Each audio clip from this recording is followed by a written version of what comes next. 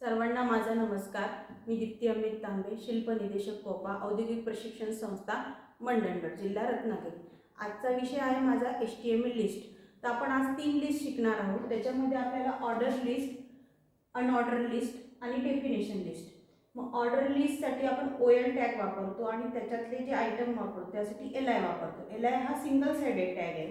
याच्यासाठी आपण UL वापरतो, तो बोथ साइडेड आहे, पण त्याचे पण आयटम पण लिस्ट करण्यासाठी LI टॅग वापरतो। तिसरा आहे डेफिनेशन लिस्ट, त्यासाठी DL वापरलं जातं। DL for definition list, DL tag वापरला जातो।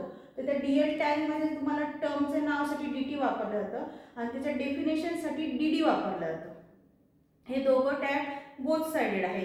याच्यातला जो LI टॅग आहे आयटमसाठी तो सिंगल साइडेड आहे।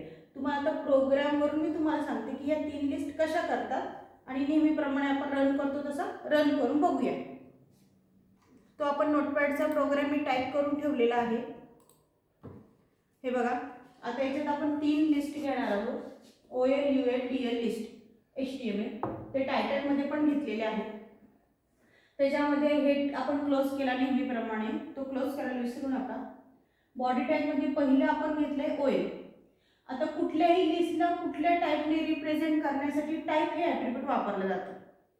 तुम्ही वेब पेजवर बघितलं असतं A डॉट कंटेन असता किंवा रोमन अंकात असता किंवा 1 2 3 असतं। हे सगळं जे असतं ते म्हणजे OL मध्ये येतं, म्हणजे OL लिस्ट मध्ये।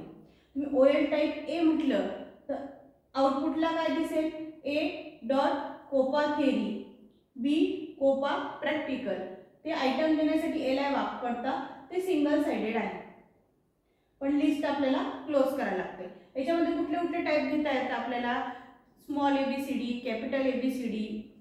तुम्ही अंक घेऊ शकता, न्यूमरिक घेऊ शकता, रोमन अंक घेऊ शकता, स्मॉल I कॅपिटल I। तर तुमच्या सिक्वेन्स प्रमाणे ते येतं।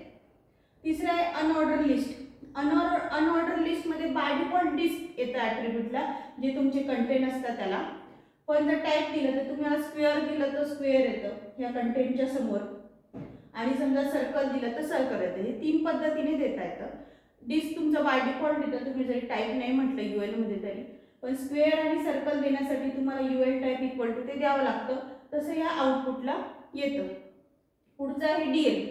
आता DL म्हणजे डेफिनेशन लिस्ट। आता कम्प्युटर ही एक टर्म आहे, म्हणजे आता तिची टर्म मध्ये ही संज्ञा कशी मांडता येते, ती DT मध्ये घ्यायचं आणि ती संज्ञेची डेफिनेशन DD मध्ये मांडायची। म्हणजे computer is electronic device which take input, process the information, use the output. ही आपण डेफिनेशन लिहिली, त्यासाठी DD टॅग आहे, तो क्लोज केला।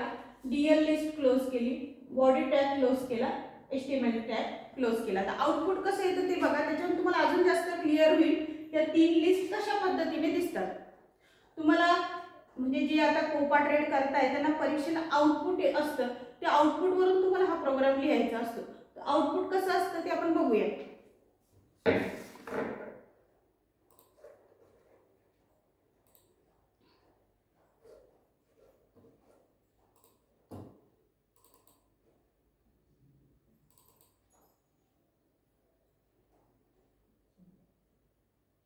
आता बघा, तुम्ही आउटपुट बघितलेला आहे। आउटपुट मध्ये आपण पहिले ऑर्डर लिस्ट मध्ये टाइप काय घेतलंय, ABCD घेतलेला आहे, म्हणून तुम्हाला A dot COPA theory, B dot COPA theory. जर तुम्ही ते रोमन अंकात घेतलं असतं तर रोमन अंकात आलं असतं, 1 2 3 घेतलं असतं 1 2 3, स्मॉल ABCD घेतलं तर स्मॉल ABCD। हे सगळं तुम्हाला OL मध्ये देता येतं। UL मध्ये आपण स्क्वेअर घेतला बघा, मग ते स्क्वेअर आलं, इथे सर्कल म्हटलं तर सर्कल लिहा तुमच्या 2 आयटमला। पुढची आहे DL लिस्ट, त्याच्यामध्ये बघा कम्प्युटर असं आले आणि त्याची डेफिनेशन मांडली आहे। तुम्हाला हे आउटपुट जे कोपाचे विद्यार्थी आहेत जे बघतील हे व्हिडिओ, त्यांना असे आउटपुट येतात एक्झामला आणि त्याच्यानुसार तुम्हाला तो प्रोग्राम करायचा असतो। OL UL आणि DL या 3 लिस्टचं स्ट्रक्चर अतिशय सोपं आहे। तुम्ही जर लक्षपूर्वक त्याचा अभ्यास केला तर तुम्हाला नक्की टेबल लिस्ट समजतील। धन्यवाद।